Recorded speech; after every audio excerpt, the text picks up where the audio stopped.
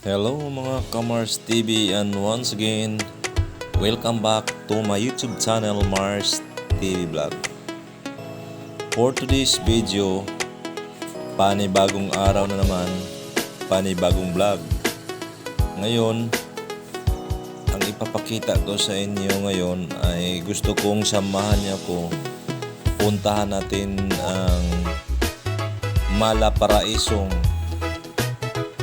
spot, tourist spot dito sa probinsya namin, particular sa lungsod ng Mutya, Barangay Albinda. Ito ang tinatawag na Gantaw Hill, Malaparaisong lugar at Mala Taiwan. Kung ikukumpara natin, parang Little Taiwan. Yan mga Kamars TV. Sana tapusin nyo sa panonood ang video ito kasi pinagtsagaan ko tong ikutin ang Little Paradise in Zamboanga del Norte. Ito ang tinatawag na Gantaw Hills. So mga Kamars TV, yan iikutin natin tong buong lugar. So sa mga taga Zamboanga del Norte, alam kong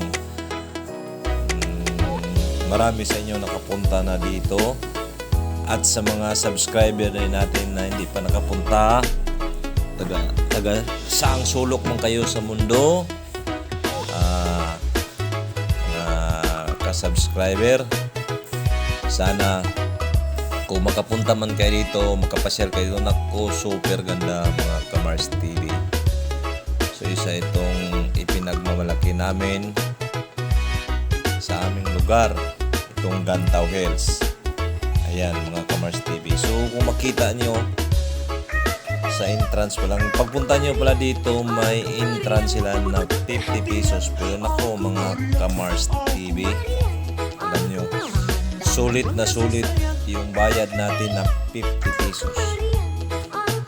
Kasi talagang masaksihan nyo ang Malaparaisong lugar. So a little, tinatawag na itong Little Taiwan. Yung flower, tawag ng flower shop, o yung tinatawag na dito flower daw, sabi nila. Yung daming mga bulaklak dito mga Kamars TV, sarit-saring bulaklak, nagsisigandahang mga bulaklak.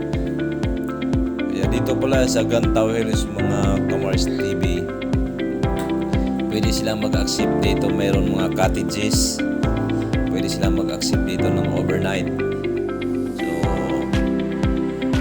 So sa mga, actually itong Gantaw Hills nasa pinaka-bukirin to sa probinsya namin. Pero alam niyo mga Kamars TV, yung nakabili nito laking gastos. Kasi kung tutusin to, nasa pinaka-tuktok ng bukirin dito sa probinsya. Pinagde-develop talaga nila mga Kamars TV. Ayan o, tingnan natin yung nakalagay, welcome to Gantaw Hills Flower Garden. Flower Garden pala yung sinasabi nila, Flower Garden Little Taiwan kung tawagin dito sa amin. At saka mga Kamars TV, alam nyo ba na super lamig? Naku, maganda, kahit katulad ang pagpunta namin dito. Sa bagay, hindi naman ito araw talaga. Pero kahit pupunta ka dito ng sabihin mga 12 o'clock, naku, ganda. Parang nasa Baguio rin tayo. Ang lamig dito siguro nasa below 10 degrees temperatura dito below 10 degrees. So imagine niyo mga Kamars TV.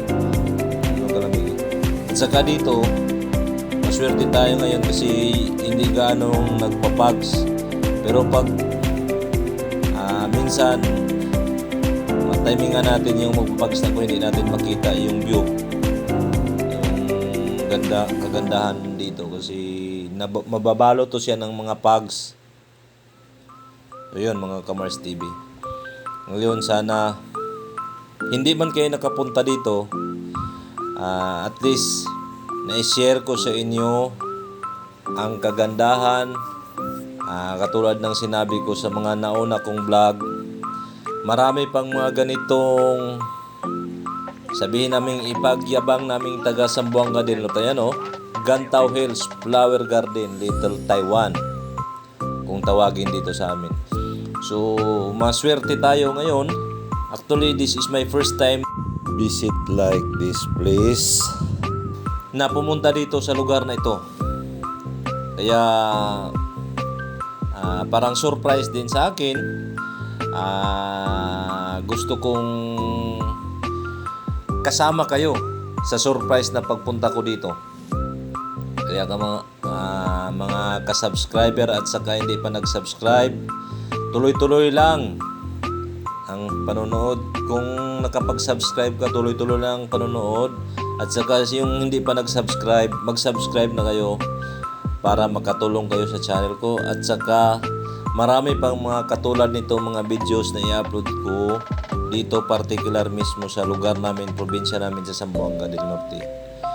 So marami kaming pwedeng ipapakita sa inyo dito. Katulad lang nito, isa naman to sa pinakamagandang spot o tourist destination attraction sa lugar namin. Kaya nga pala mga Kamars TV, bakit pala tinatawag na Gantao Hills ang lugar na ito? Ginamit ng may-ari ito yun, no, sa gilid makikita nyo yung mga tumutubo dyan yun, no, yun pinibidyo ko. Yun ang Gantao dito sa amin. Kaya yun ang ginagamit ng nakabili nito, may-ari nito mismong Gantao Hills na pangalan ng ganyang compound. So ngayon ginawa niyang commercialize yung, siyempre biruin mo naman yung maintenance ito. At saka mga Kamars TV, sabihin ko sa inyo yung 50 pesos na entrance fee dito. Naku, sulit na sulit mga Kamars TV. Kung pumunta man tayo, dadayo man tayo sa ibang lugar, gagastos tayo para lang makapunta nako, hindi ka lugi dito. Kaya yung taga dito sa amin Zamboanga del Norte, mas swerte tayo na mayroon tayong mga spot na mga ganito. So sa mga hindi taga dito, kung makapunta man kayo dito sa probinsya namin, siguro magtanong kayo sa information namin sa province para tuturuan kayo ng mga magagandang spot o attraction dito sa probinsya namin. So mga Kamars TV, isa lang to sa marami pang mga spot dito sa lugar namin. Kaya sana makapagbigay ako sa inyo ng mga ganitong content na magiging satisfy kayo at tuloy-tuloy lang sa panonood sa mga katulad nitong mga content. Tulad ng sinabi ko, marami pang pwede namin dito ipapakita. Kaya ayun, sana hindi kayo magsawang sumuporta sa channel ko.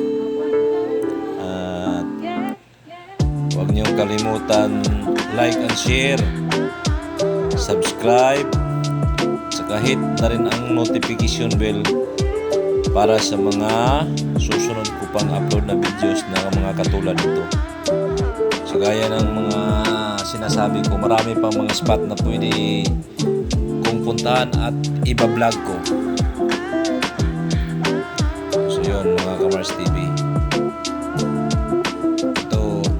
ikutin ko tong compound ng Gantaw Hills para sa inyo mga Kamars TV.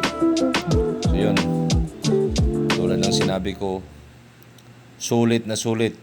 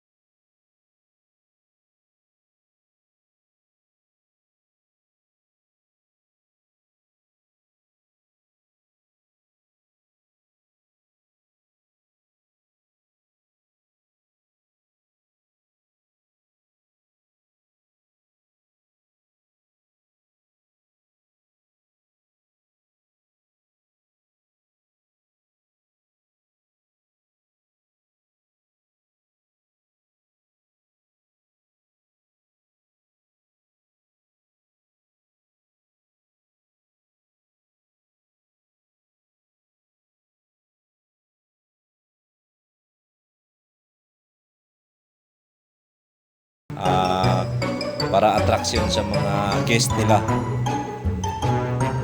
Pero mayroon din talagang lugar dito sa amin na talagang strawberry talaga yung pinagkakikitaan nila. So yun. So kung makikita nyo yan sa yung naka-video,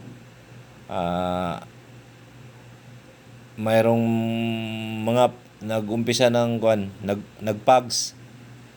Kaya kung maswerte nga ngayon kasi maganda ra yung hindi siya nag-pugs.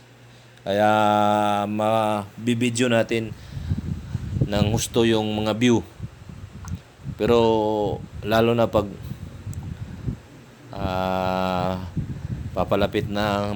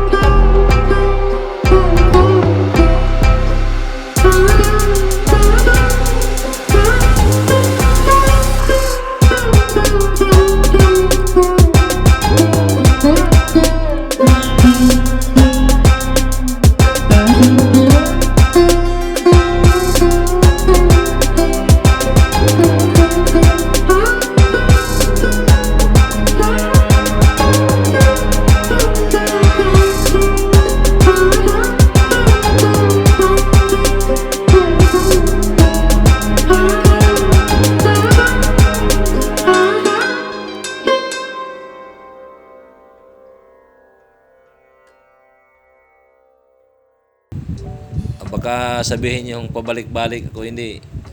Paulit-ulit, hindi yun. Kasi yung disenyo talaga na sa daan, lalagyan na sa mga gilid ng mga halaman. So, sari-saring mga halaman, mga Kamars TV. Kaya yun. Sana magustuhan ninyo. Ayun, magagandang bulaklak, mga Kamars TV. Sana magustuhan nyo at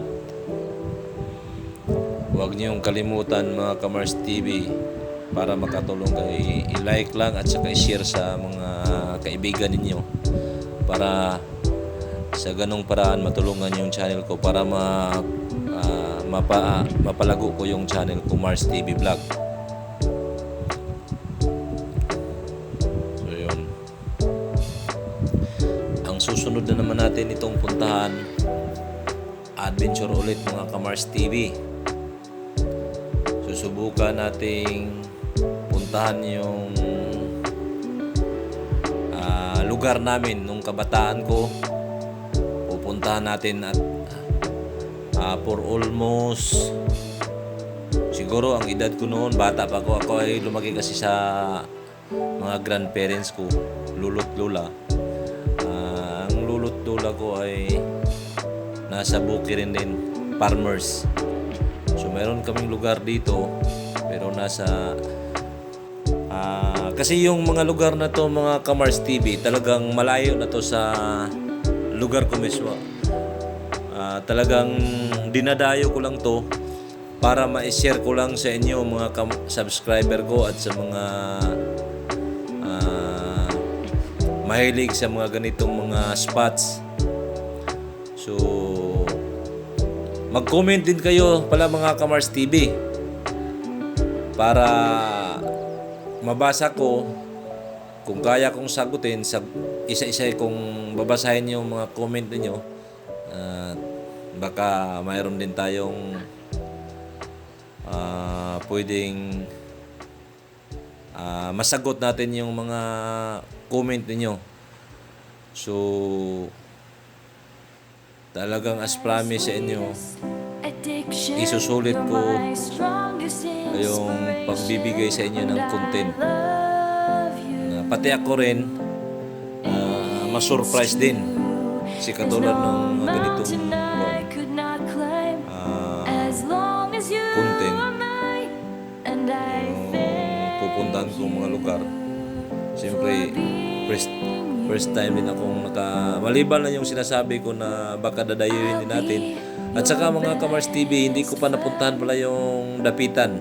So abangan nyo yan, mga Kamars TV.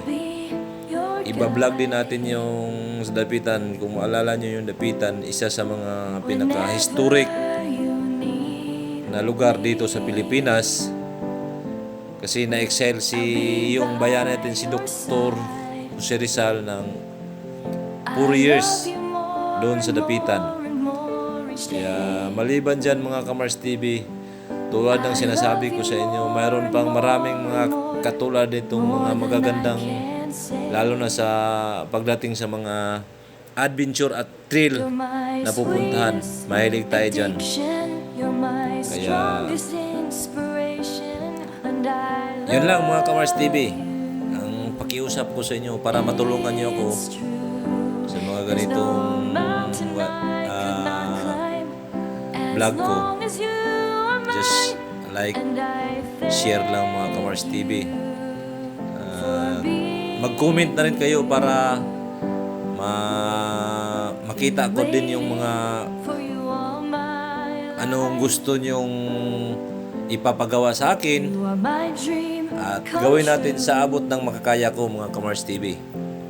So katulad nito, actually malayo na talaga to sa lugar namin, pero sadyang pinupuntahan ko lang para mayroon din nag-request sa akin ito para ma-share ko, maibahagi sa inyo ang kagandahan. Actually hindi naman to matatawag natin na talagang natural talaga. Ito ay mga human-made.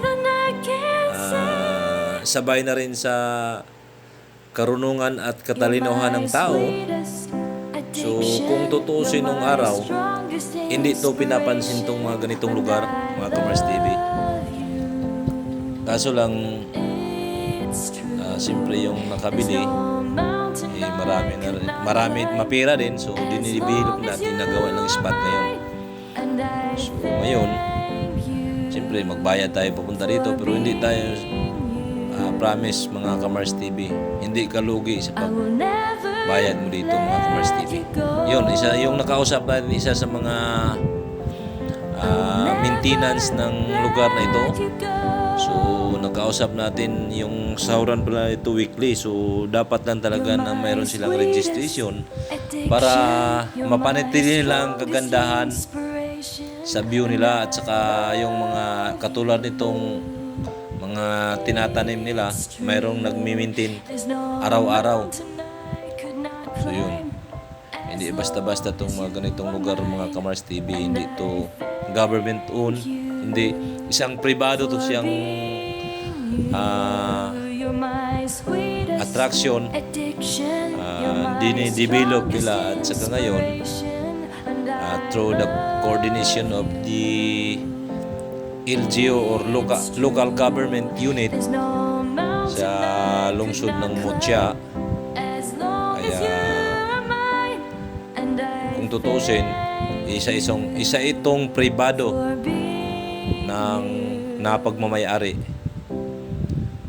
ginastusan, tapos dinidevelop nila, ngayon ginagawa ng tourist spot, tourist attraction.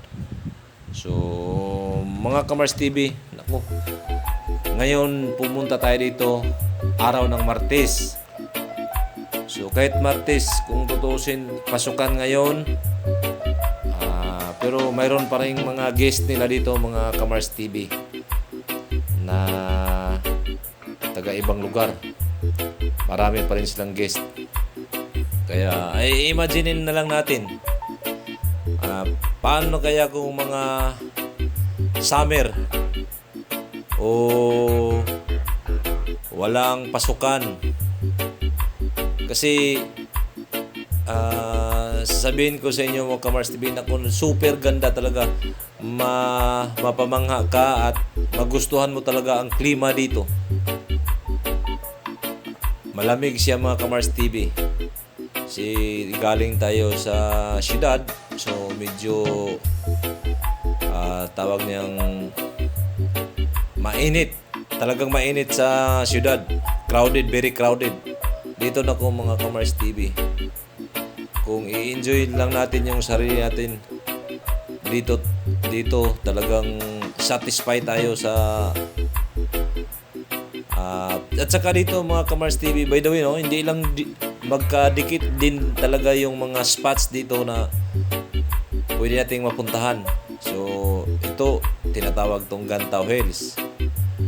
Maliban dito, mayroon namang sa may kalayo, siguro mga almost 1 kilometer distance from here, siguro ayun, mayroon namang ganitong mga attraction, private, ganun pa rin, pribado, pag may-ari pa rin ng isang pribadong tao, yung tinatawag lang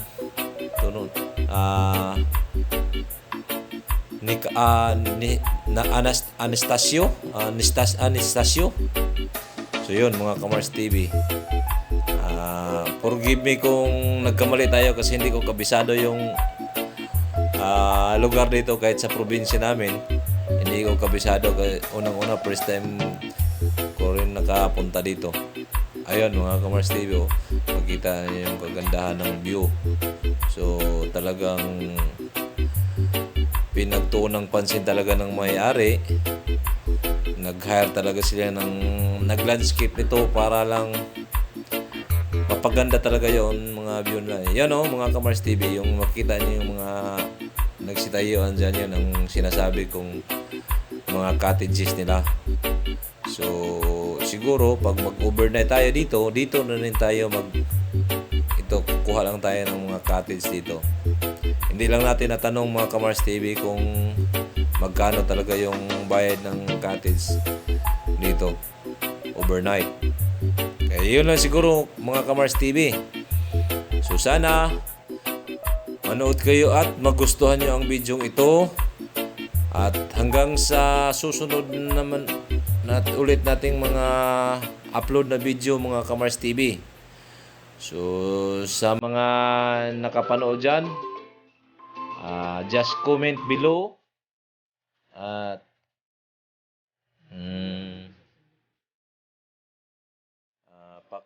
pakidamay na rin yung notification bell para lagi kayong updated sa mga ganito ko pang mga upload. At maraming salamat sa inyong panonood. Sana'y magkikita pa tayo, makikita pa niyo ang mga susunod kong mga vlog at tulungan niyo na rin na mapalaki ang channel ko sa pamamagitan ng pag-subscribe